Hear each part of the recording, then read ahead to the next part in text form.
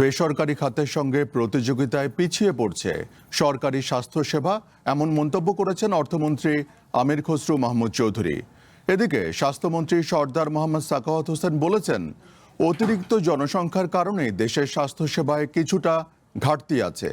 সকালে বাংলাদেশে স্বাস্থ্য উদ্যোক্তা হওয়ার পথ নিয়ে কর্মশালায় এসব কথা বলেন তাঁরা।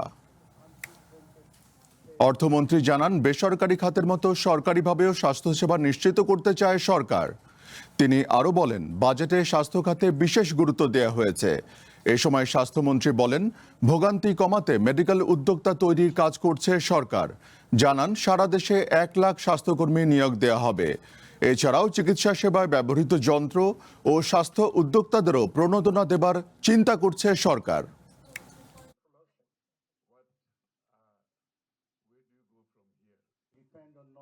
The health sector will not really benefit as much. চিকিৎসা ব্যবস্থায় দেশের বেসরকারি খাতের মান বেশ ভালো।